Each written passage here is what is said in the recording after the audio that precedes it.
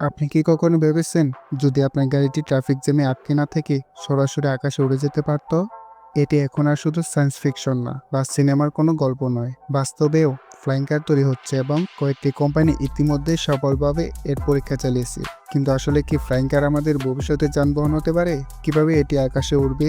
কবে নাগাদ আমরা এটি ব্যবহার করতে পারবো? আজকের ভিডিওতে আমরা ফ্লাইং কারের প্রযুক্তি, বর্তমান কিছু বাস্তব প্রজেক্ট আর এর চ্যালেঞ্জ ও ভবিষ্যতের সম্ভাবনা নিয়ে বিস্তারিত আলোচনা করব। তাই ভিডিওটি শেষ পর্যন্ত দেখুন।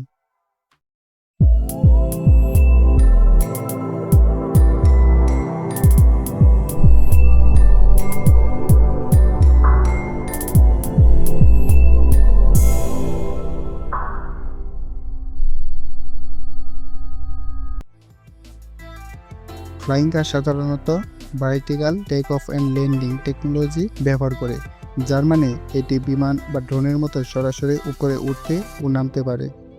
এটি এমনভাবে ডিজাইন করা হয়েছে যাতে এটি সাধারণ গাড়ির মতো রাস্তায় চলতে পারে এবং যখন প্রয়োজন হয় তখন আকাশে উড়ে যেতে পারে। মূলত দুটি ধাপের ফ্লাইং কারের কনসেপ্ট রয়েছে। ফিক্সড উইং মডেল, এটি প্লেনের মতো রানওয়ে থেকে উঠতে পারে। আরেকটি রোটারি উইং মডেল, এটি হেলিকপ্টারের মতো উপরে উঠতে পারে এবং আকাশে ভাসতে পারে।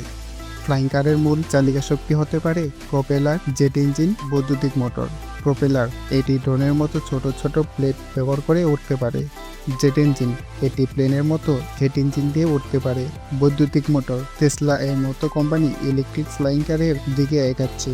কিছু ফ্লাইং কার ডিজাইনে হাইব্রিড সিস্টেম ব্যবহারের পরিকল্পনা রয়েছে। এটি রাস্তায় থাকলে ইলেকট্রিক বা হুইল চালিত গাড়ির মতো চলবে, আর ওড়ার সময় এভিয়েশন ফুয়েল বা ইলেকট্রিসিটি ব্যবহার করবে। বিশ্বের অনেক বড় প্রযুক্তি ও গাড়ি নির্মাতা প্রতিষ্ঠান ফ্লাইং কার নিয়ে কাজ করছে। এর মধ্যে কিছু জনপ্রিয় প্রজেক্ট হলো এয়ার কার। এটি 2021 সালে সফলভাবে এক শহর থেকে অন্য শহরে উড়ে গেছে। এটি মাত্র 3 মিনিটে গাড়ি থেকে প্লেনে রূপান্তরিত হতে পারে, 2 জন যাত্রী বহন করতে পারে এবং সর্বোচ্চ 200 কিলোমিটার ঘন্টা গতিতে উঠতে পারে। পাল ভি লিবার্টি, নেদারল্যান্ডস, এটি বিশ্বের প্রথম কমার্শিয়াল ফ্লাইং কার যা খুবই শীঘ্রই বাজারে আসতে পারে। এটি ড্রাইভিং মোড ও ফ্লাইং মোড পরিবর্তন করতে মাত্র 10 মিনিট সময় নেয়। জব এভিয়েশন, ইউএসএ, এটি পুরোপুরি ইলেকট্রিক যা 5 জন যাত্রী বহন করতে পারে। এটি একবার চার্জে 240 কিলোমিটার পর্যন্ত উঠতে পারে। এটি উবার এর ফ্লাইং ট্যাক্সি প্রজেক্টের অংশ। এক্সপেং X2, চায়না, এটি সম্পূর্ণ স্বয়ংক্রিয় ফ্লাইং কার যার জন্য কোনো পাইলট লাগবে না। এটি ড্রোনের মতো এআই দিয়ে পরিচালিত হয়। হুন্ডাই ও উবার এলিভেট, হুন্ডাই ও উবার মিলে ফ্লাইং ট্যাক্সি তৈরি পরিকল্পনা করেছে যা 2028 সালের মধ্যে চালু হতে পারে। ফ্লাইং কারের চ্যালেঞ্জ ও বাধাগুলো কি হতে পারে? ফ্লাইং কারের বাস্তবায়নে বেশ কিছু চ্যালেঞ্জ রয়েছে, যেমন সিকিউরিটি ও এয়ার ট্রাফিক কন্ট্রোল। রাস্তায় ট্রাফিক জ্যাম যেমন সমস্যা, তেমনি আকাশে যদি অনেক গাড়ি উঠতে শুরু করে তাহলে নিয়ন্ত্রণ করা অনেক কঠিন হয়ে যাবে। এর জন্য এআই এবং অটোমেট এয়ার ট্রাফিক সিস্টেম তৈরি করতে হবে। দুর্ঘটনা ঘটলে কি হবে? যদি আকাশে কোনো ফ্লাইং কার দুর্ঘটনার শিকার হয় তাহলে এটি কিভাবে নিয়ন্ত্রণ করা হবে? কিছু কোম্পানি এতে প্যারাশুট ইন্টিগ্রেশন করার কথা ভাবছে। অনুমোদন ও আইনগত বাধা, আকাশে গাড়ি চালানোর জন্য প্রচলিত ট্রাফিক আইন পরিবর্তন করতে হবে। অনেক দেশে ফ্লাইং কারের অনুমোদন দেওয়া হয়নি।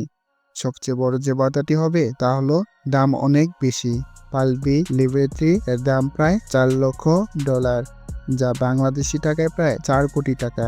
শুরুতে এটি শুধুমাত্র ধনী ব্যক্তিরাই ব্যবহার করতে পারবে। বিশেষজ্ঞরা বলেছেন 2030 সালের মধ্যে ফ্লাইং কার কমার্শিয়ালভাবে ব্যবহার শুরু হতে পারে। প্রথম দিকে এটি বিশেষ পরিষেবা যেমন মেডিকেল ইমার্জেন্সি, বিলাসবহুল ট্যুরিজম, উচ্চ পর্যায়ে যাতায়াত এর জন্য ব্যবহৃত হবে। তবে 2040 থেকে 2050 সালের মধ্যে এটি সাধারণ জনগণের জন্য সহজলভ্য হতে পারে। কিছু কোম্পানি যেমন উবার এলিভেট এবং জবি এভিয়েশন ফ্লাইং ট্যাক্সি সার্ভিস চালু করার পরিকল্পনা করেছে, যা ট্রেডিশনাল ট্যাক্সির বিকল্প হতে পারে।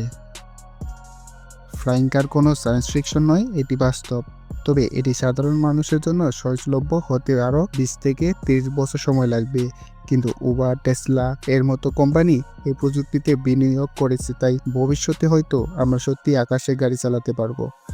আপনি কি ফ্লাইং কার কিনতে আগ্রহী, নাকি এটি আমাদের জন্য ঝুঁকিপূর্ণ? আপনি কি মনে করেন? কমেন্টে জানাবেন। ভিডিওটি ভালো লাগলে লাইক, শেয়ার ও সাবস্ক্রাইব করুন।